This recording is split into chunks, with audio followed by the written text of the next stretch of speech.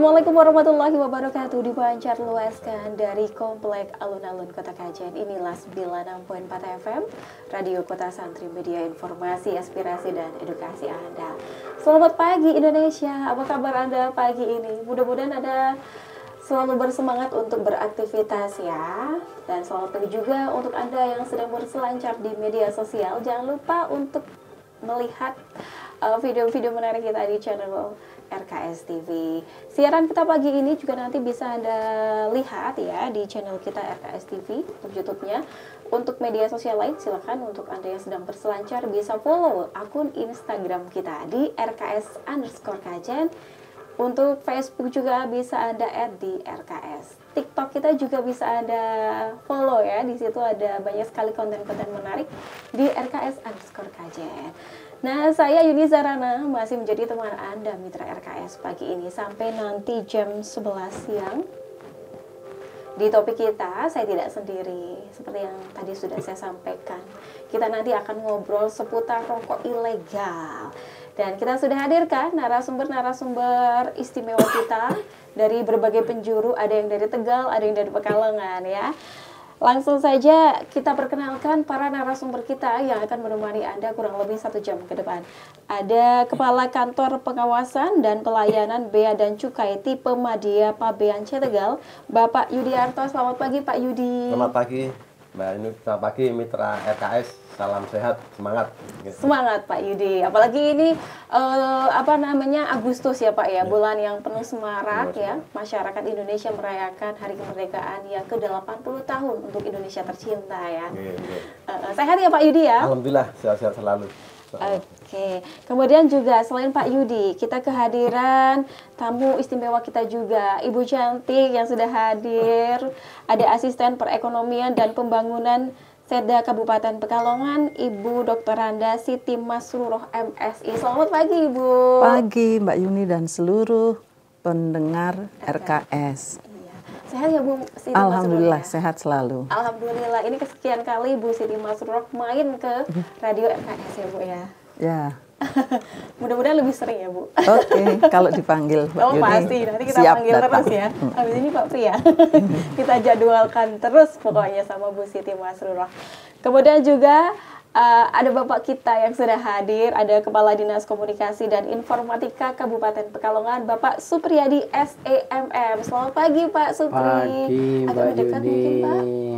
Terima kasih dan tetap semangat. Tetap semangat dong. Oh ya, kemarin baru pulang dari Tanah Suci ya Pak ya. Semangatnya luar biasa. Makanya mukanya berseri-seri di Mitra RKS ya. Alhamdulillah, terima kasih. Kemarin kita semua sudah didoakan di sana pastinya ya Pak Supri ya. Iya, pasti. Iya. Termasuk juga masyarakat Kabupaten Pekalongan khususnya ini didoakan agar tidak membeli rokok ilegal ya Pak Pri ya. Ya. Karena Mitra RKS rokok ilegal ini sangat berbahaya sekali gitu ya. Selain mengancam penerimaan juga terhadap negara gitu ya, merugikan negara dari sisi penerimaan, juga mengancam keberlangsungan usaha legal dan membahayakan kesehatan masyarakat. Makanya nanti kita akan bahas bersama para narasumber hebat kita ya, dari mulai sisi regulasi, kemudian pemanfaatan dana cukai, strategi sosialisasi yang dilakukan oleh Kominfo sendiri, sampai langkah nyata untuk memerangi peredaran rokok ilegal.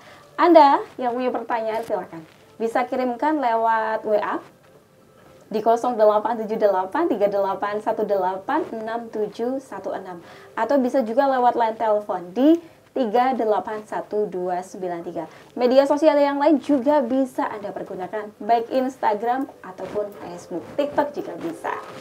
Baik, Mitra RKS yang sudah menunggu kita, langsung saja ya kita membahas. Sebelum ke materi ya, kita juga pengen tahu tugas dari masing-masing narasumber kita ini apa gitu ya. Mulai dari Pak Yudi dulu ya Pak Yudi. Pak Yudi ini dari Bea Cukai Tegal ya Pak ya, Pabean C Tegal. Kalau boleh tahu nih Pak, karena tidak semua orang tahu ya tugas dari Bea Cukai, khususnya Pak Yudi nih sebagai Kepala Kantor Pengawasan dan Pelayanan ya Pak ya. Monggo Pak Yudi. Terima kasih. Selamat pagi, salam sejahtera, salam sehat untuk Mitra RKS di Kota Santri. Jadi kalau ketemu kata-kata bea cukai, biasanya hubungannya adalah biaya ya. Memang kami memungut penerimaan dari biaya masuk, biaya keluar gitu ya. Jadi kalau ada barang impor, barang ekspor itu beberapa ada pungutan negara kita kenakan untuk sebagai penerimaan negara untuk APBN ya untuk. Kemudian cukai ya, cukai itu kalau kita ketemu kata cukai mesti langsung lihatnya ke pajak itu kan. Terus ke rokok itu ya itu makanya memang cukai itu salah satu penerimaan negara yang dikenakan terhadap barang-barang yang diawasi, dikendalikan konsumsinya. Yang paling kita tahu ya rokok itu. Ada juga sebenarnya minuman mengandung etil alkohol ya, apa miras ya, dan etil alkohol. Itu secara umum itu bea cukai. Tapi selain sebenarnya kita punya fungsi lagi adalah trade facilitator ya. Kita memfasilitasi perdagangan sehingga perdagangan ekspor itu menjadi lancar. Kita juga ada fungsi namanya industrial assistant ya, mengasistensi industri sehingga industri di dalam negeri itu bisa berkembang. Ada juga nanti kita community protector. Kita melindungi masyarakat daripada barang-barang berbahaya di luar negeri seperti narkotika, barang-barang pornografi, senjata api dan lain-lain. Secara umum begitu, Mbak Yuni. Terima kasih. Tuh ya, jadi melindungi masyarakat Indonesia gitu ya, termasuk masyarakat Kabupaten Pekalongan juga. Khususnya kalau hari ini kita nanti akan bahas rokok ilegal ya Pak Yudi ya. Kemudian juga ada Ibu Siti Masruroh, nah, Ibu asisten kita.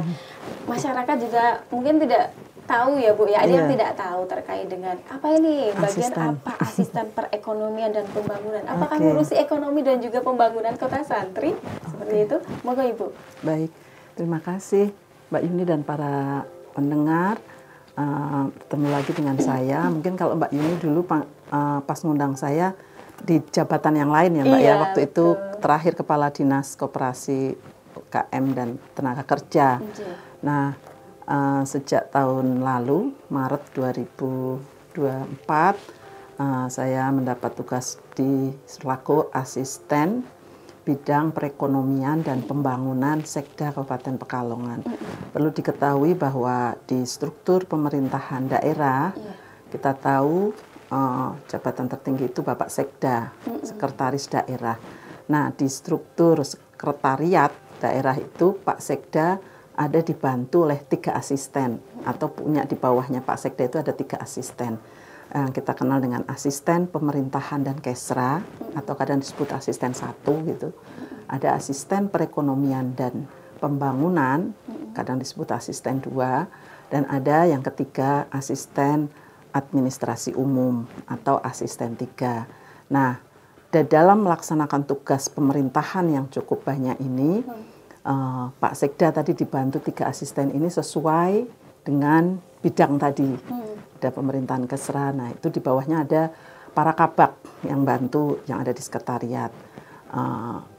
Kita di Pemkab ini ada 9 bagian. Nah itu ada yang membawahi di pemerintahan dan kesra. Kemudian khusus yang di bawah saya itu ada bagian perekonomian, bagian pembangunan, dan bagian pengadaan barang dan jasa.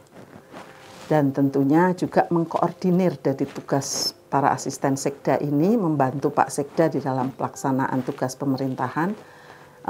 Kita juga mengkoordinir tugas-tugas, berarti kalau di bidang perekonomian pembangunan itu ada beberapa dinas di bidang itu, seperti ada Dinas Koperasi KM, ada Dinas Perindustrian dan Perdagangan, ada juga di Dinas DKPP, Ketahanan Pangan dan Pertanian, Kelautan, dan juga ada Perhubungan, juga terkait dengan Badan Baperida, Badan Perencanaan dan Riset Daerah, Badan Perencanaan Pembangunan ya.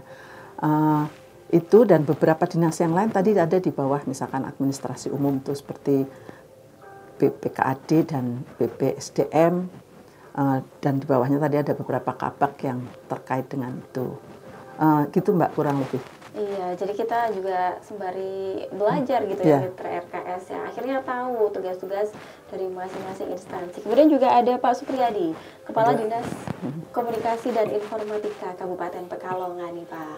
Monggo Pak, terkait dengan tugasnya.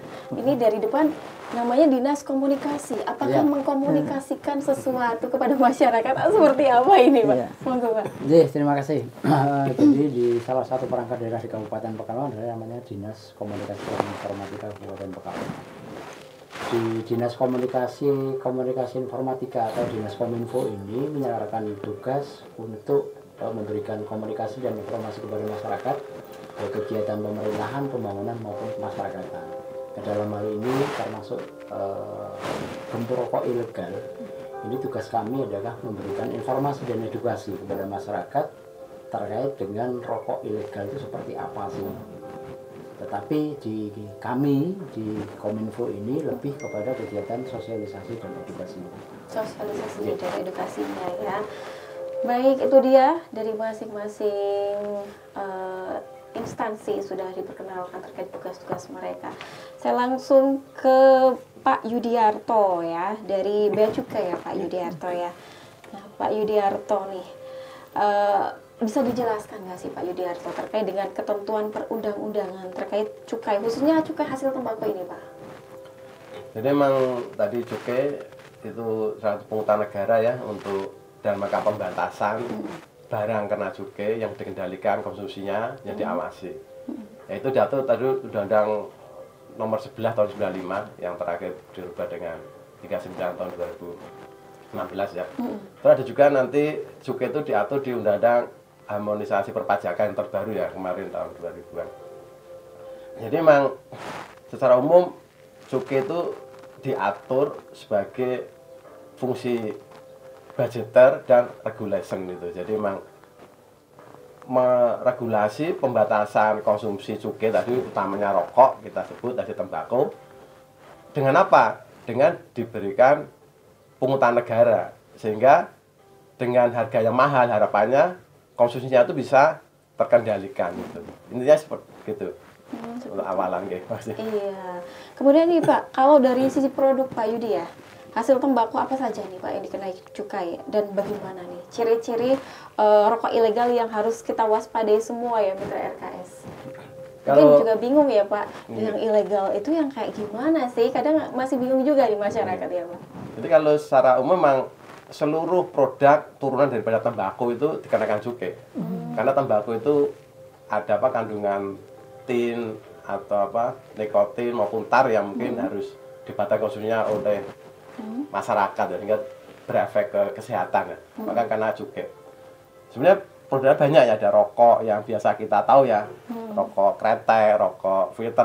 Tapi sebenarnya ada juga nanti hasil pengolahan tembakau lainnya. Itu ada mungkin kita sebut vape atau vape itu ya, yang anak-anak sekarang yang banyak asapnya itu. Yang liquid itu ya Pak? Yang liquid. Tadi juga nanti itu rokok elektrik yang berupa cartridge ya, yang kita cartridge itu. Ada juga nanti sebenarnya yang berupa permen ada juga sebetulnya. Oh, ada juga. Jadi Ya, itu semua kena cukai sepanjang dia mengandung turunan tembakau. turunan tembakau itu.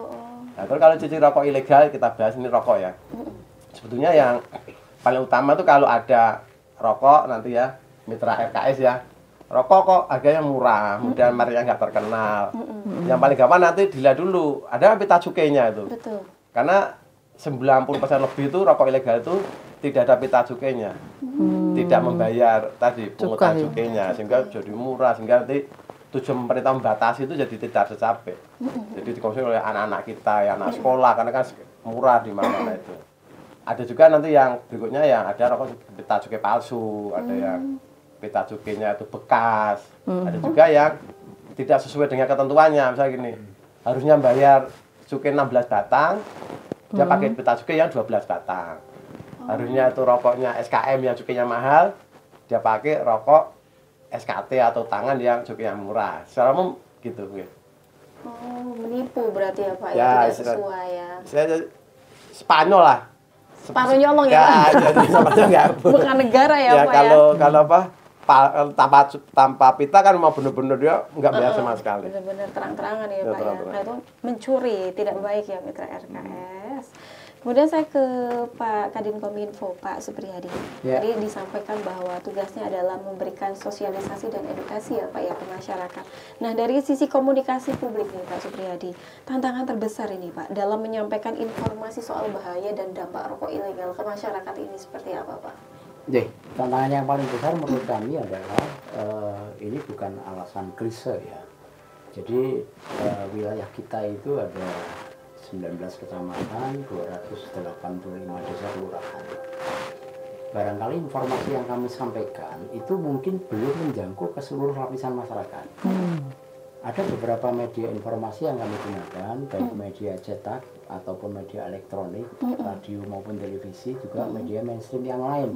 Media sosial, kanal-kanalnya juga kita buat, stiker juga kita buat, baliho, spanduk, banner itu kita buat. Tetapi mungkin belum menjangkau ke seluruh lapisan masyarakat. Oleh karena itu langkah yang kami lakukan sementara mungkin baru terbatas kepada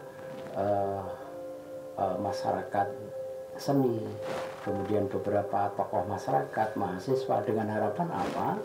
Mereka getok tular. Jadi setelah mendapatkan informasi terkait dengan rokok ilegal ini, harapan kami juga menyampaikan kepada masyarakat yang lain di lingkungannya. Kalau mahasiswa ya berarti di lingkungan kampusnya.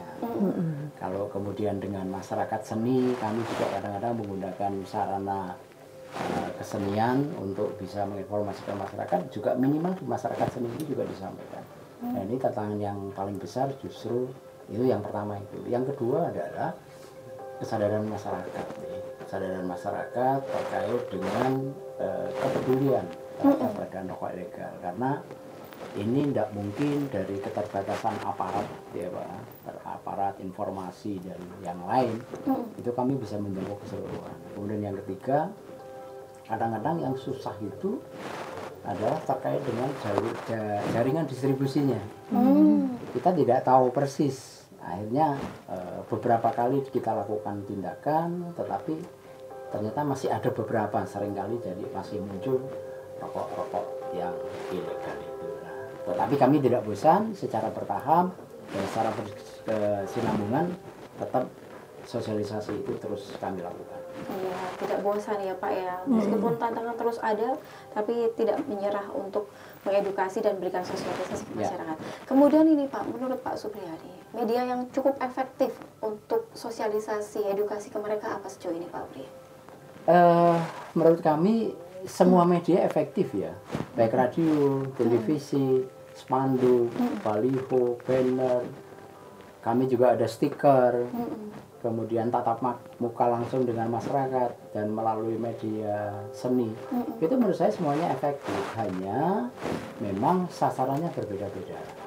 Kami kepinginnya itu ya seluruh masyarakat Kabupaten Pekalongan berjutaan ini ya. Kan tidak mungkin bisa mendapatkan saya langsung. Nah, harapan kami kalau misal dalam satu keluarga sudah ada yang mengetahui tentang rokok ilegal, minimal bisa meluarkan kepada anggota keluarganya. Nah, kemudian unsur di institusi, di pedesaan, mungkin di RT RW juga mungkin bisa diselipkan kaitannya dengan informasi rokok ilegal. Karena tadi disampaikan Pak Yudi, ini tidak hanya merugikan negara, tapi juga merugikan kesehatan yang bersangkutan, merugikan ekonomi, kemudian persaingan yang tidak sehat juga mungkin dengan rokok yang ilegal. Gitu, jadi paling tidak ada agen perubahan di setiap keluarga, misalnya seperti itu ya Pak ya, sehingga nanti mungkin menular gitu ya Pak ya, yang lain. Harapannya begitu. Seperti itu. Mitra RKS dari cukai ini juga ada yang namanya dana bagi hasil cukai hasil tembakau ya. Dan untuk DBHCHT, singkatannya ini DBHCHT, ini anggarannya yang diterima di Kabupaten Pekalongan digunakan untuk apa saja? Kita langsung tanyakan kepada Ibu Siti Masruroh. Mungkin sebelum kita bahas tentang DBHCHT, ada baiknya juga ini sebagai informasi bahwa kayak kita di pemerintah kabupaten itu sumber dana pembangunan kita itu dari pemerintah pusat itu ada beberapa dana transfer namanya ya, yang sesuai dengan peraturan pemerintah nomor 37 tahun 23 itu untuk pengelolaan transfer ke daerah itu ada yang namanya dana bagi hasil. Nah, contohnya yang tadi, yang ini nanti akan ditanyakan Mbak Yuni tadi, yaitu DPH CHT ya, dari cukai hasil tembakau. Ada juga dana alokasi umum yang itu digunakan biasanya untuk gaji pegawai dan lainnya. Ada dana alokasi khusus. Nah, biasanya untuk dana alokasi khusus ini seperti untuk pendidikan, untuk kesehatan, itu langsung khusus dari pemerintah pusatnya. Dan ada dana otonomi khusus atau keistimewaan itu untuk daerah lain yang punya khusus. Nah, kalau kita tadi, kita ada menerima juga DPH CHT ini yang alokasinya sudah ditentukan oleh Peraturan Menteri Keuangan nomor 72 tahun 2024. Dari seluruh daerah itu sudah dibagi, mereka punya rumusan dan rumus tertentu sehingga kita mendapatnya tentunya berbeda dengan daerah yang menanam tembakaunya lebih, punya pabrik rokoknya lebih banyak. Nah, itu nanti akan mendapatkan dana bagi hasilnya tentunya lebih banyak. Nah, untuk penggunaan dana bagi hasil ini pun itu tadi kita sudah sesuai dengan aturan yang ditentukan oleh Peraturan Menteri Keuangan. Nah, ada penggunaannya itu sudah ditentukan dari dana bagi hasil cukai hasil tembakau ini seperti 50% itu untuk kesejahteraan masyarakat, 10% untuk bidang penegakan hukum, dan 40% untuk bidang kesehatan. Nah, pembagian porsi anggaran ini khususnya untuk seperti tahun ini kita ada, karena tidak bisa saklek tadi yang 50, 10, dan 40%-nya, tapi karena penggunaan misalkan karena pada penegakan hukum ini bisa lebih dikurangi sehingga dialihkan ke yang bidang kesehatan. Contoh untuk kita tahun ini dari 14,6 miliaran yang kita terima dari dana bagi hasil ini, 60%-nya itu untuk bidang kesehatan. Jadi ada 9 miliar lebih sedikit. Kemudian bidang penegakan hukum itu ada 1 miliar dan bidang kesejahteraan masyarakat ada 4,6 miliar. Itu pemanfaatan dana bagi hasil cukai yang untuk penggunaannya ini pun kita artinya ada aturan, ada DES, ada penggunaannya ya laporan sampai ke Kementerian Keuangan. Begitu Mbak Yuni. Seperti itu, jadi dibagi-bagi ada porsinya masing-masing ya Bu ya. Dan satu wilayah dengan wilayah lain juga berbeda. Ada semacam karakter untuk wilayah A mungkin mendapatkan lebih besar karena tadi ada menanam tembakau dan lain sebagainya ya Bu ya. Kemudian kalau di Pekalongan sendiri Bu Siti Masruroh, kebijakan apa nih Bu yang sedang dijalankan pemerintah Kabupaten Pekalongan untuk meningkatkan perolehan DPH CHT ini Bu? Ya, karena untuk DPH CHT ini kita perolehannya itu ada beberapa indikator yang ikut menentukan. Tentunya upaya atau kebijakan yang ingin atau yang kita upayakan itu seperti memperluas lahan untuk menanam tembakau atau menambah jumlah petani ataupun buruh tani tembakau di Kabupaten Pekalongan. Nah, selain itu juga untuk melakukan kegiatan pemberantasan rokok ilegal. Seperti sosialisasi kepada masyarakat yang sudah dilakukan seperti pada Dinkominfo. Nah, ini untuk perluasan lahan penanaman tembakau ini kita ada di daerah Kecamatan Petung Kriono dan ini juga masih akan dikembangkan ada di Paninggaran maupun di daerah Karangdadap. Seperti itu ya. Jadi itu upaya yang dilakukan oleh pemerintah Kabupaten Pekalongan. Secara teknis, upaya yang dilakukan untuk mencapai target peningkatan seperti apa, Bu? Dari alokasi tadi dana yang kita gunakan dari DPCHT ini, itu juga yang artinya terus kita upayakan. Memang terbesar tadi ini juga untuk mendukung program pemerintah dan banyak dirasakan oleh masyarakat seperti pada bidang kesehatan tadi ya yang 60%-an anggaran ini. Itu digunakan untuk penyediaan peningkatan sarana prasarana fasilitas kesehatan seperti pengadaan obat, pengadaan ambulan, juga rehabilitasi, pembangunan puskesmas pembantu.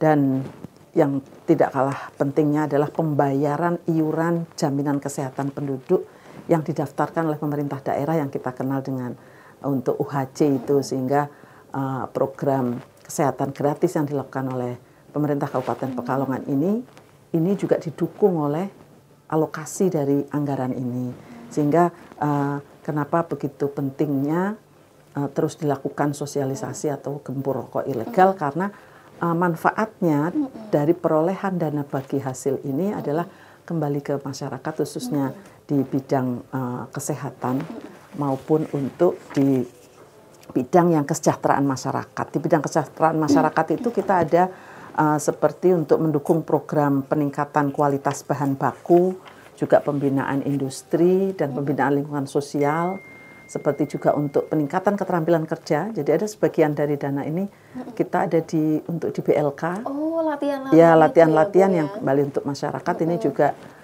dari pos dana ini, dan juga untuk kalau tadi ada bibit, berarti bibit tembakau, dan juga untuk sela dari penanaman ini juga ada seperti untuk mendukung pada program peningkatan industri lainnya.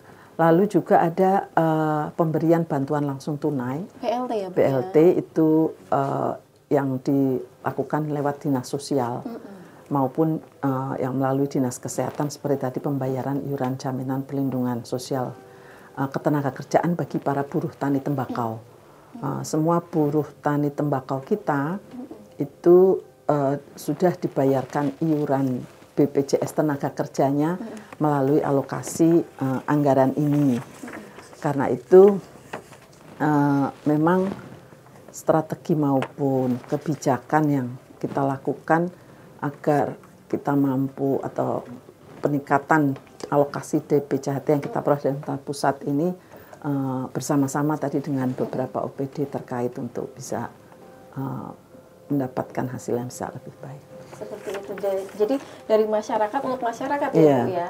Dari mulai kesehatan, kemudian juga pelatihan keterampilan yang dirasakan oleh masyarakat Kabupaten Pekalongan. Ada penegakan hukum juga, mitra RKS. Jadi perolehan dari dana bagi hasil cukai hasil tembakau ini dirasakan oleh masyarakat secara luas, termasuk masyarakat Kabupaten Pekalongan, baik dari segi kesehatan, ada jaminan kesehatan dan juga lain sebagainya. Jadi sudah jelas ya mitra RKS. Kemudian ini ada beberapa pertanyaan Bapak Ibu, kita langsung bahas aja ya Bapak ya. Ini sepertinya pertanyaannya semuanya untuk Pak Yudi, Pak Yudi ya. Sudah siap ya Pak Yudi ya? Insya Allah siap. Ada pertanyaan pertama dari Pak Yudi juga ini Pak. Kembarannya Pak Yudi ya. Selamat pagi jelang siang Pak Yudi yang ada di Gandarum ya, Gandarum Kajen. Pak mau nanya, mengapa rokok ilegal lebih murah Pak? Satu. Terus yang kedua, mengapa rokok gak ilegal lebih mahal Pak? Ini kebalikannya ya Pak ya. Terus kita ada dalam masyarakat rendah Pak, tapi udah kecanduan rokok ilegal. Gimana itu Pak? Harus berhentinya dari rokok ilegal. Karena rokok ilegal lebih murah. Terima kasih Mbak Yuni dan juga semuanya. Mau dijawab Pak Yudi? Oke, Pak Yudi menjawab Pak Yudi ya. Terima kasih Mbak Yuni, Pak Yudi, banyak nama Yuni, Yudi sini. Kita bikin grup aja. Jadi memang rokok ilegal itu pertama ciri tadi murah ya, murah terus mereknya tidak jelas itu. Ini saya ada nih dari rokok yang teman-teman dari RKS yang punya nih, mitra RK. Dari ya. Mas Aan ini Pak, yang merokok nih Pak. Nah, beliau ini ternyata nyumbang negara lumayan banyak nih. Wah, jadi kalau rokok yang beliau beli ini harganya tuh 28.500, 12 batang. Ini rokok sigaret ketek mesin itu ya, rokok filter golongan 1 nih. Golongan 1 itu cukainya 1.231 per batang. Jadi kalau Mas An tadi ya, Mas An beli rokok di pasar berapa? 32 atau 28? Di toko ada yang 24.000, ada yang 26, ada yang 25. Nah, misalkan di toko taruhlah 26 tadi ya. Berarti yang cukai untuk negara itu 1.231 kali 12. Berarti hampir 15.000 itu. Oh, 15. Kalau 12 kali 12 kan 14,4 kan. Ini berarti 15. Berarti kalau Mas An tuh keluar uang tadi 26.000, beli ini atau misalnya 28, ini kan baru 28. Berarti pabrikan ini udah bayar cukainya yang nanti dibayar oleh Mas Aan itu adalah 15.000. Jadi pengusahanya dapat sekitar di 11.000 sampai 13.000 yang masuk ke pengusaha uangnya itu ya. Itu ada pengusaha harus nanti bayar karyawan tuh ada apa? PPH karyawan, ada juga PPN tembakau, ada nanti PPH-nya pengusaha. Itu masih tadi 11.000 itu masih berkurang lagi untuk bayar pajak-pajak ke negara lagi. Ya kita bisa bayangin ya. Kalau rokok ilegal itu benar-benar tidak bayar cukai tadi yang 15.000, kemudian tidak. Kalau ilegal kan pasti mesinnya tuh sembunyi.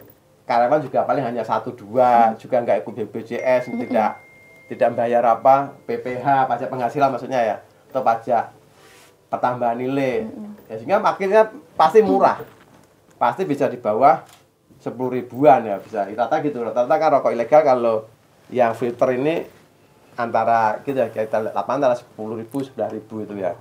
Nah, karena memang itu yang pajak yang dilarikan di pemerintah itu sangat besar. Kedua tadi, Pak ini murah Pak. Kita apa? Gimana untuk berhentinya? Ya pertama adalah rokok itu kan apalagi yang ilegal ya pasti dampak buruk kesehatannya sangat jelek. Sehingga akhirnya kalau masyarakat kita sakit, pemerintah daerah juga ya akan repot menanggulangi dengan pemberian BPS yang gratis tadi kan. Sehingga memang kita harus getok tular untuk jangan konsumsi rokok apalagi ilegal ya. Karena tadi ada kandungan apa? Tar, nikotin itu kalau yang legal tuh dipantau, dibatasin. Kalau ilegal benar-benar tidak ya, mungkin bahannya dari mana kita nggak tahu. Satu sisi kita juga sebetulnya ada pembinaan UMKM kecil ya. Jadi pabrik rokok kecil itu di wilayah kita itu ada juga beberapa pabrik rokok yang SKT, sigaret ketek tangan. SKT itu cukainya hanya sekitar Rp100. Yang beredar itu Rp122. Kalau ini kan SKM memang mahal ya. SKM itu kan mesin. Jadi memang pemerintah itu yang mesin dimahalkan karena mesin, tapi yang SKT itu cukainya murah. Harapannya tenaga kerja itu bisa bekerja bersaing dengan yang mesin tadi. Makanya SKT itu hanya Rp122 per batang. Ya kalau SKT itu yang legal 12 batang bisa jual 9.000, 10.000. Dulu apa mitra RKS kalau memang tadi terbatas keuangannya jangan beli yang ilegal, walaupun ilegal itu mungkin lebih murah. Filter dan 12 atau 16 batang ya, tapi ada juga sebenarnya SKT ketek tangan itu yang dikerjakan oleh saudara-saudara kita buruh linting, itu kan mendukung rakyat kita juga pada bekerja, cukainya juga murah, harganya bersaing dengan rokok ilegal. Tadi apa Pak siapa yang terakhir tadi pertanyaan ini Pak Yudi yang terakhir yang pertanyaan 3 itu harusnya apa bisa menggeser beli yang legal walaupun SKT ketek tangan itu salah satu alternatif untuk karena tadi ilegal itu sampai oleh Pak Pri ya dampaknya sangat merusak ya dari sisi ekonomi, dari sisi kesehatan dan lain-lainnya. Saya kira gitu Mbak Yuni. Itu ya jadi merusak kesehatan kita juga, membahayakan kesehatan kita, nggak tahu komposisinya ya Pak ya. Iya, kontrol kualitasnya Pak ya. Iya, kualitas kontrolnya nggak ada, nggak tahu juga pertanggungjawabannya juga nggak ada ya Pak. Seperti itu mitra RKS. Dan ternyata saya baru tahu Mas Aan ya juga menyumbang untuk DBHCHT kita ya Bu ya. Terima kasih Mas Aan. Ternyata ada manfaatnya juga dia ya. Langsung hitung-hitungan dia ya. Terus juga ada jangan kapok ya membayar cukai. Karena enggak kayaknya Pak. Dia merasa jadi pahlawan tapi pas sekarang. Terus ada pertanyaan berikutnya ini dari siapa ya? Oh, Kang Muhari, Panjalu di Kerandon Kesesi Bapak Ibu. Assalamualaikum, selamat siang Mbak Yuni dan semuanya. Panjalu BMKG hadir. Ini dari BMKG kan. Cara membedakan bea cukai yang asli dan palsu gimana Pak? Dan produknya apa saja yang terdapat bea cukainya Pak Yudi? Jadi kalau yang rokok ilegal itu hampir 90% itu dia tanpa pita. Jadi gampang begitu dilihat rokok nggak ada pitanya ya pasti ilegal. ada tadi saya sampaikan di depan, kadang ada yang pita tapi palsu. Kalau palsu kan bisa kita, kalau yang pita asli kan ada apa? Mengkilap ya, Hologramnya, hologram ada ya. macam-macamnya itu ya. Nah, kemudian ada tadi yang bekas. Jadi kalau mitra RKS itu beli rokok, kemarin saya temuin di beberapa daerah ya. Kalau beli rokok itu sama pedagangnya dilepas pitanya, ditukar dengan satu batang rokok gitu katanya. Itu jangan mau karena itu nanti mau ditempelkan ya, ke rokok yang ilegal ya. ditempelkan ilegal lagi. Nah, coba kalau ini tadi, ini dikeletek satu, kita dikasih satu batang. Oknum tadi yang letek itu ditempelin ke rokok yang lain, bekas tadi, dia Harganya jadi melarikan cukai 15.000 itu. Plastiknya Pak, saya pernah itu beli yang tapi merek yang kayak Marlboro yang impor-impor itu plastiknya itu apa? Beda. Plastiknya ada Utamanya beda ya? Iya, Harganya sama Pak, tapi rasanya kok ada beda. Karena dia palsu rokoknya ada palsu juga ya gitu. Dari plastiknya juga ada yang nakal ya Pak? Iya, jadi memang mereka ini ya macam akalnya. Termasuk tadi yang kita sebut separuh nyolong ya. Harusnya bayar 16 batang, nempelnya pita resmi tapi Iya. 12 batang. Harusnya SKM filter yang 1.200 per batang atau ada 700 per batang, tergantung golongannya dibayar pakai SKT yang hanya 122 per batang gitu. Ya, kan pemerintah juga dalam kebijakan tuh membuat layering ya. Makanya sebenarnya kalau kita pengennya tuh SKT bisa tumbuh tapi SKM-nya turun. Karena SKT itu apa? Tenaga kerjanya banyak, industri lokal gitu. Seperti itu ya Pak ya. Sudah terjawab ya Pak Jalu BMKG. Kemudian pertanyaan berikutnya ini untuk Bu Siti Masrurah Bu. Ini dari Pak Wanto Bu. Mbak Yuni mau nanya, dana sekian banyak itu yang tadi sudah disampaikan oleh Ibu Siti nantinya digunakan untuk apa Bu? Tadi sudah jawab juga ya. Apakah untuk masyarakat ataukah untuk pembangunan desa-desa, apa untuk membantu orang-orang yang kurang mampu? Udah itu aja pertanyaanku. Ya, monggo Ibu, mungkin kurang jelas kurang ya, paham seperti yang tadi saya sudah jelaskan ya Mbak Yuni. Saat kita menerima dana ini, kita juga diminta membuat perencanaannya. Tadi ada pembagian persentase itu, kemudian oleh pemerintah provinsi ada di DES gitu, jadi sudah diteliti dan dikirim ke pusat untuk disetujui baru kita bisa eksekusi.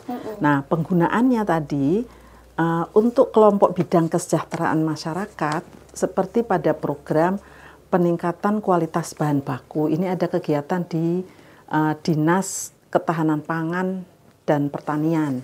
Nah, khususnya itu saat pemberian benih tembakau bagi para petani tembakau. Kemudian untuk program pembinaan lingkungan sosial, kegiatan peningkatan keterampilan kerja seperti yang tadi saya sampaikan, dana ini ada di BLK, di Dinkop UKM Naker itu ada Balai Latihan Kerja.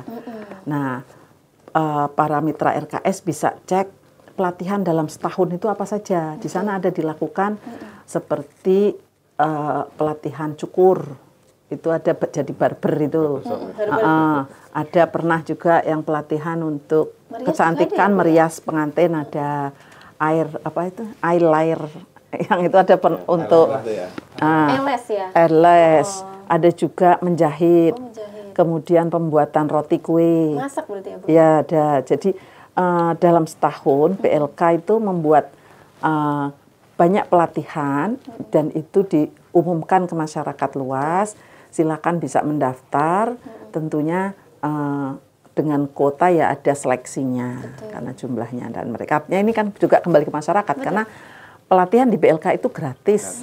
Masyarakat bisa yang peserta di sana selain memperoleh ilmu, pengetahuan, skill, keterampilannya juga ada mendapatkan bahan seperti apa, bahan pelatihan, juga seragam dan juga uang makan, uang sakunya juga ada.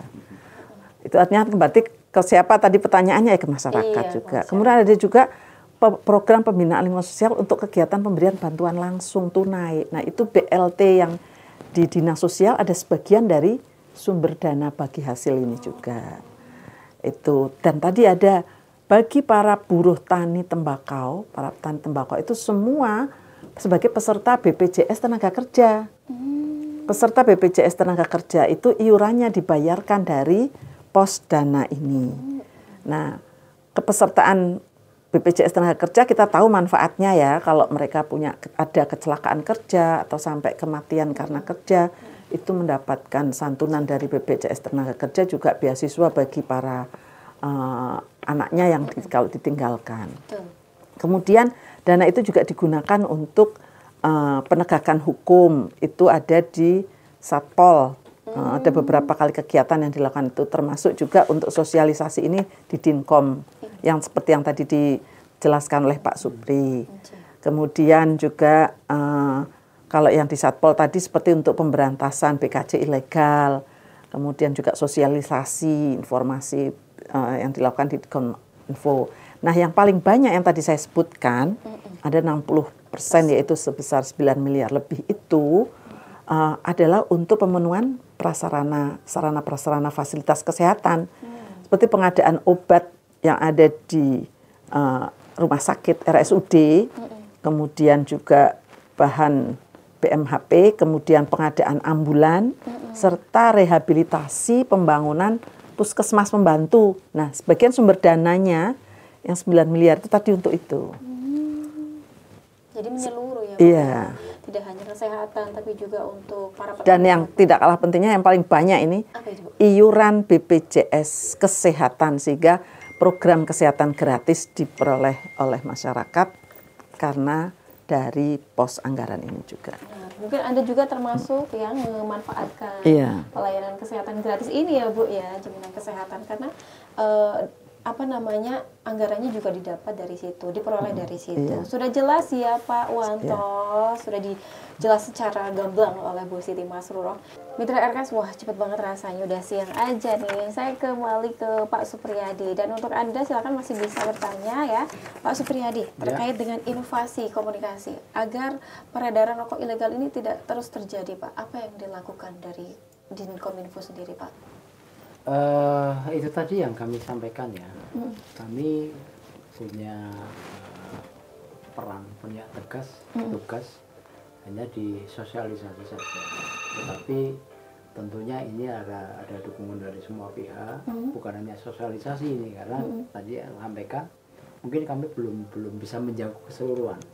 Itu yang pertama. Yang kedua, seringkali di perubahan perilaku orang itu kalau sudah merokok dengan merek tertentu, ataupun dengan, mohon maaf ini Pak Yudi, ilegal, kemudian murah, cocok, untuk berubah ini agak susah juga ya, Pak, ya? Makanya kami mohon dukungan dari seluruh pihak.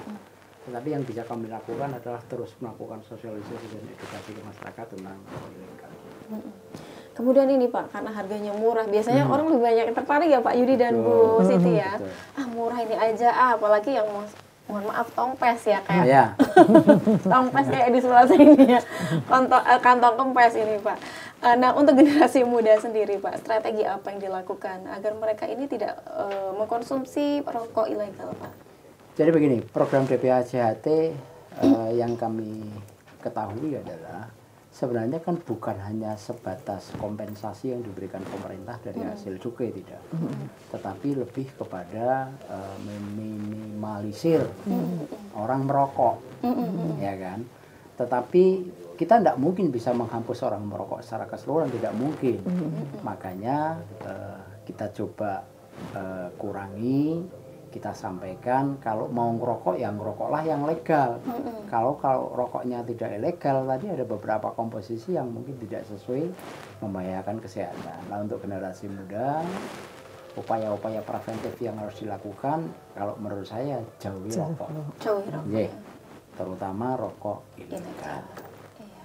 Karena masa depanmu masih panjang gitu ya Pak ya. Kesehatannya. Betul Ibu, rokok ilegal ini kan bahannya juga nggak tahu ya Pak Yudi ya, dari apa saja ya Pak sebenarnya. Seperti itu. Jadi jauhi rokok ilegal. Tadi ada yang mau telepon? Ada yang mau telepon? Halo? Oh belum ya? Oh baik, silakan Mitra RKS ya. Mungkin malu-malu nih yang mau telepon, silakan bisa dipergunakan di 3812293. Nah loh, langsung. Halo, selamat siang. Halo. Selamat siang, Mas. Halo. Halo, iya, halo. Pagi. Iya, kedengeran. Dari siapa, di mana, Mas? Dari? Halo, Iya, dari siapa di mana, Mas? dari Fuad Di? di Bekasi. Oh, Kesesi. Kesesi. Atau tetangga saya ini jangan-jangan ya Pak Fuad. Bukan Pak Camat itu. Oh, bukan. Boleh nggak Mbak? Kenapa? Kalau tanya Boleh, Boleh. monggo. Tanya untuk Pak Yudiarto. Oh, Ya. Pak Yudiarto, monggo Pak Yudi.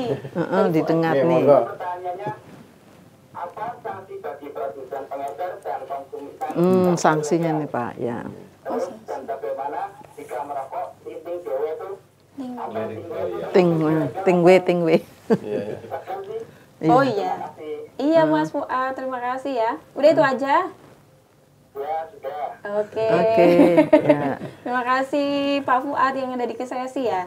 Gimana itu Pak? Sanksi ya? Sanksinya apa ya Bu ya? Betul. Apakah Tadi ada belum sanksi? disinggung tentang sanksi. Sanksinya apa? Ya, memang secara umum kita kan ada tadi ya pendekatan untuk pemberantasan itu ada soft approach tadi pendekatan yang lunak oleh Pak Supriyadi ya. Iya. Terus juga hard approach oleh Satpol PP dan Bea Cukai itu ya. Jadi kita operasi ke toko-toko, mencegat di jalan tol dan lain-lain. Secara umum kalau mendistribusikan, mengedarkan rokok ilegal itu ada sanksi pidana. Yang pidana itu ancaman hukumannya adalah antara 1 tahun sampai 5 tahun, ada 1 tahun sampai 8 tahun tergantung apa pasal-pasal nanti yang terbukti. Kemudian ada juga biasanya nanti pidana tambahannya itu ada sanksi dendanya antara 2 sampai 10 sampai atau 20 nanti nilai cukai yang dilarikan tadi. Terus sesuai dengan undang-undang HPP yang terbaru ya tahun 2020-an itu. Sekarang karena bea cukai sebenarnya kan 2 Kementerian Keuangan ya. Makanya saya ini pakai seragam Kementerian Keuangan. Jadi cukai itu memang fungsi budgeter tadi, ada fungsi pajak ini per negara. Maka kalau ada orang yang melanggar tadi rokok ilegal, mengedarkan, menguasai, menjual itu bisa akan kita tanya dulu, ini Anda melanggar ini, cukainya adalah 1.000 yang dirugikan, Anda boleh bayar denda 3 kali nilai cukainya. Kalau 3 kali nilai cukai dia tidak mau bayar, kita lanjut ke proses penyidikan. Makanya beberapa pegawai bea cukai itu punya apa? Sertifikat apa? Penyidik PPNS itu sama dengan Satpol PP ya. Apa dengan kepolisian. Nanti kita sidik, kirim ke kejaksaan, penuntut umum. Nah, di situ masih bisa kesempatan juga pelanggar ini kalau dia mau bayar denda tapi nggak 3 kali tapi 4 kali. Kalau udah sampai ke jaksa penuntut umum itu 4 kali dendanya.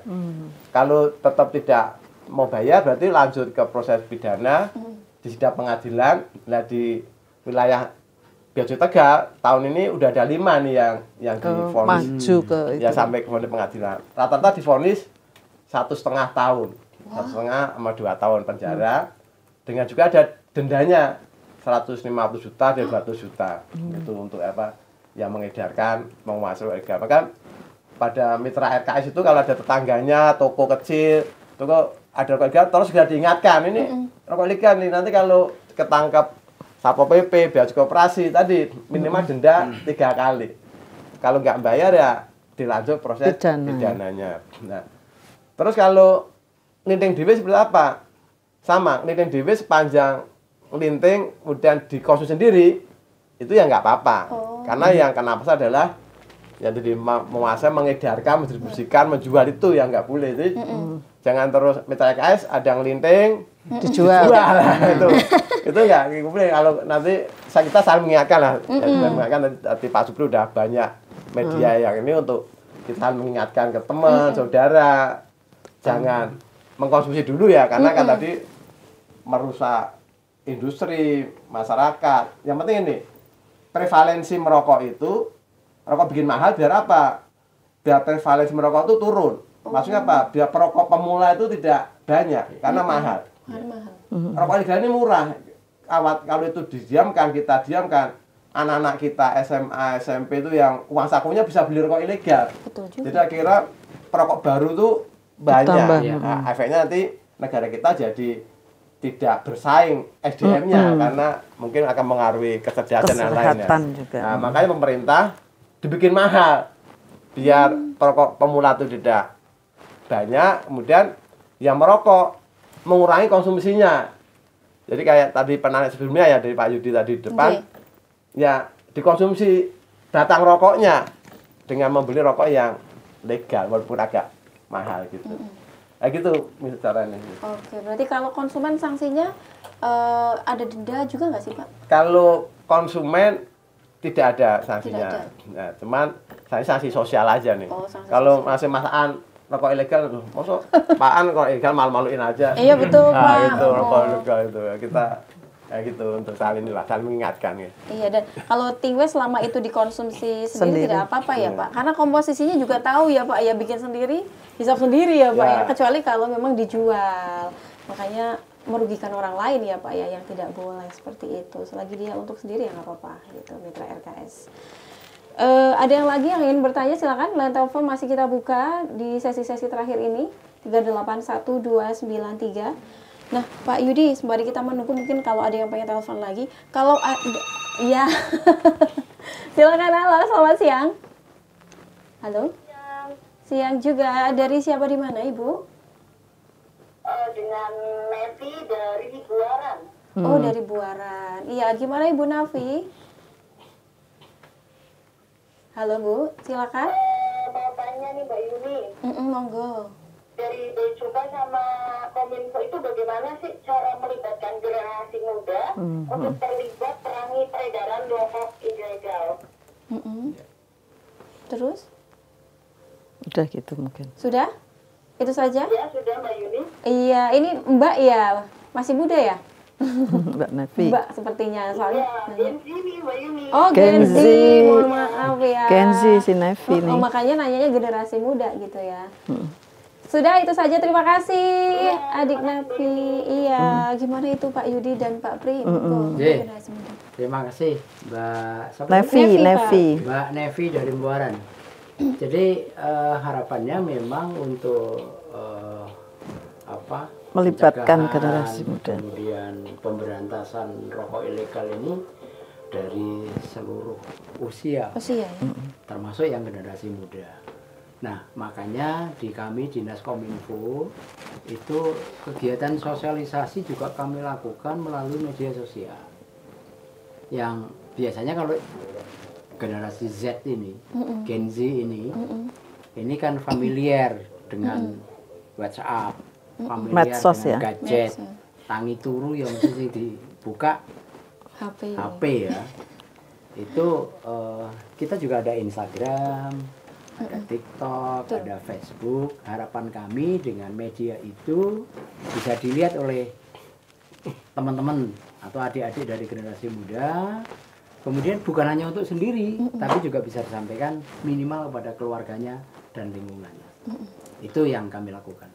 Gitu Mbak Yuni. Iya, jadi memanfaatkan media baru karena sekarang memang media baru ini lagi banyak digemari oleh generasi Z ya Pak ya. Monggo Pak Yudi.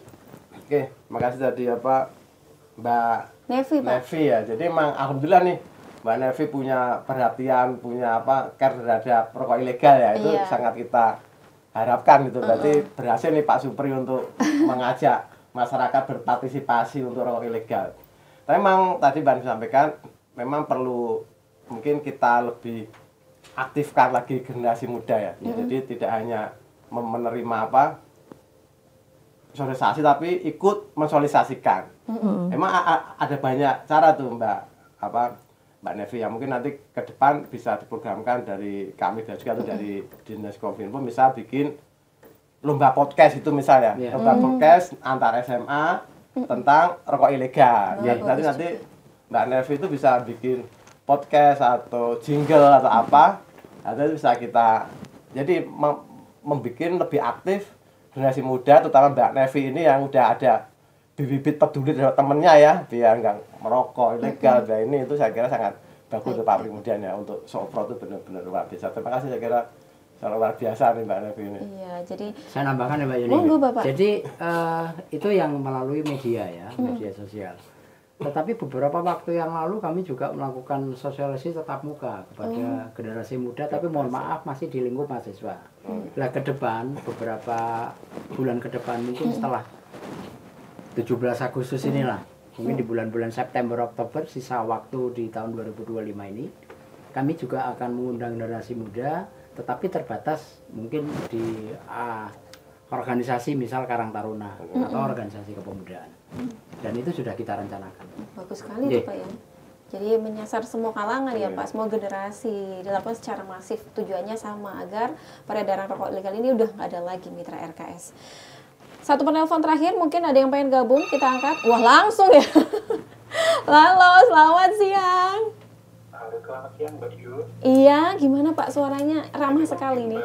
Dari Sambu. Sambu. Dari Sambu Pak. Dari Sambu Rejo. Oh dari Sambu Sambu Rejo. Rejo, kirain namanya Sambu. Mas siapa Rudi? Udin. Udin. Mas Udin di Sambu Ini Rejo. mau tanyanya sama Bu Siti Mas Roro. Oh iya. Bu Siti, monggo Bu. Kalau di Kota Pekalongan kan ada ini nih pabrik rokok ya yang Sampurna itu. Nah terus kalau di Kabupaten Pekalongan kan kayaknya belum ada. Nah pripun itu misal ada pengusaha rokok yang mau bikin pabrik di wilayah Kabupaten Pekalongan itu izinnya pripun terus diizinkan atau enggak? Kan matur suwun. Terima kasih Pak Udin. Iya, dari Sambu Rejo. Gimana itu Bu? Iya. Perizinan untuk pembuatan. Betul sekali. Karena itu mungkin kalau lihat alokasi, karena di kota ada pabrik rokoknya, DPCHT-nya lebih besar dibanding di Kabupaten Pekalongan. Nah, sekali lagi untuk Kabupaten Pekalongan sangat terbuka untuk investasi ya, ini namanya apa, untuk pengembangan usaha. Silakan saja untuk pengurusan kalau yang mau buka usaha seperti mau buka pabrik rokok ataupun pabrik lainnya, silakan bisa menghubungi ke Dinas PMPTSP. Nah, di sana bagaimana mekanismenya, kemudian untuk proses dan lainnya bisa ke Dinas PMPTSP. Seperti itu ya. Saya ke Pak Yudi juga ini, Pak Yudi Harto, terkait dengan produsen ya, produsen. Mungkin ada UMKM yang produksi rokok, Pak Yudi. Bagaimana nih syaratnya agar bisa menjadi legal, Pak? Jadi emang tadi saya Pak Udin ya, emang kalau beliau punya keinginan atau pengalaman untuk bikin usaha rokok itu sangat mungkin terbuka ya. Secara umum sih di aturan bea cukai minimal bangunannya itu 200 meter persegi. Nah, nanti untuk berikutnya bisa kita asistensi, silakan nanti hubungi ke bea cukai Tegal atau ini. Kemudian nanti di beberapa daerah itu dari tadi sampaikan oleh Bu Siti, BLK pun beberapa daerah itu nanti membantu buruh linting untuk pelatihan lintingnya. Oh iya, menyiapkan tenaga kerjanya ya Pak. Karena kan itu menyerap tenaga kerja juga. Jadi pihak pemerintah daerah saya yakin akan mendukung juga, terutama nanti untuk itu ya, kalau apa SKT ya, kertet tangan. SKT itu nanti cukainya murah, hanya 122 per batang, dia harga jualnya bisa murah, hektar 10.000, 9.000, 8.000, harapannya bisa bersaing dengan rokok ilegal. Nah, beberapa tempat kami kerjasama dengan UMKM rokok tadi yang sudah legal. Mereka kalau ada ilegal itu info ke kita operasi itu toko-toko atau distributor yang rokok ilegal. Begitu rokok yang nggak ada, nah rokok UMKM yang SKT yang harganya relatif murah itu bisa mengisi pasar kosong tadi. Sehingga tadi Pak Yudi Dawa tadi kalau beliau biasa beli rokok ilegal murah, nggak ada rokok ilegalnya kan, nah, akhirnya bisa beli yang rokok produk SKT lokal kita. Karena kalau nanti pabrik yang di Pekalongan nanti pasarkan di Pekalongan aja, berarti kan nggak perlu apa distribusinya mahal, cukup jadi bisa bersaing harganya. Itu salah satu kerjasama kita dengan pengusaha lokal ya, sehingga nanti pengusaha lokalnya bisa maju, tenaga kerja juga bekerja, di BHJ itu bisa meningkat juga, bisa memerangi rokok ilegal tadi, karena ada informasi lebih ini ya, lebih masif, karena kan UMKM ini pasti punya sales, punya apa teman-teman yang akhirnya tahu itu ilegal tuh. Nah, itu kita perangi diganti oleh rokok yang legal itu. Tadi itu ya. Ya, Mitra RKS ternyata karena waktunya udah jam 11:30 yang ini, Bapak Ibu, cepet banget rasanya ya. Kita kayaknya harus pamit deh Mitra RKS. Mungkin statement closing dari mulai Pak Yudi, silakan Pak. Oke, jadi kami dari Bea Cukai berusaha untuk awalnya ya kita berusaha pendekatan secara persuasif. Kemudian kalau memang tidak bisa persuasi, ya mohon maaf pada masyarakat, mitra RKS yang melakukan pelanggaran ya kita tindak secara sesuai ketentuan, baik nanti denda maupun dengan pidana. Maka mohon saling mengingatkan, saling memberitahu temannya, saudaranya. Pertama, jangan rokok ilegal karena tadi banyak efek yang negatifnya. Kedua, nanti pertanyaan kedua tadi bisa kena sanksi pidana maupun sanksi yang lain dari aparat penegak hukum. Gitu, terima kasih. Terima kasih Pak Yudi. Kemudian Bu Siti Masrur, silakan Bu, statement closing. Oke, mari bersama-sama seluruh masyarakat untuk gempur rokok ilegal, dan mungkin juga untuk para petani yang memang ingin juga mengembangkan penanaman tembakau bisa menghubungi para penyuluh pertanian yang ada di wilayahnya masing-masing, karena kita ada program ataupun untuk perluasan lahan tembakau ini, dan juga silakan memanfaatkan program-program khususnya kaitan di pelatihan yang ada di BLK, dan juga untuk program lainnya yang tadi saya sudah sebutkan. Iya, terima kasih Bu Siti Masrur. Dan terakhir Pak Supriyadi, monggo Pak Supri. Terima kasih. Kami mengajak kepada seluruh lapisan masyarakat di Kabupaten Pekalongan utamanya adalah untuk bisa menginformasikan manakala ada kegiatan peredaran rokok ilegal, baik yang jual maupun yang pakai, karena saluran distribusi ini juga kami butuhkan. Prinsipnya adalah mengajak kepada seluruh lapisan masyarakat untuk gempur rokok ilegal. Betul sekali. Terima kasih untuk ketiga narasumber hebat kita. Dan semoga dengan kolaborasi semua pihak ini bisa menekan peredaran rokok ilegal, kemudian juga bisa meningkatkan penerimaan negara ya Bapak, serta masyarakat kita lebih paham tentang legalitas. Terima kasih untuk semua narasumber kita yang sudah hadir di RKS. Sukses terus Bapak Ibu. Mudah-mudahan rokok ilegal di Kabupaten Pekalongan zero ya Pak ya. Amin. Dan terima kasih juga untuk Anda yang sudah setia bersama kami dari tadi, untuk penelpon dan juga yang sudah mengirimkan pesan. Mudah-mudahan bisa menjawab pertanyaan Anda dan lebih paham pastinya untuk tidak membeli rokok ilegal. Jangan lupa gempur rokok ilegal.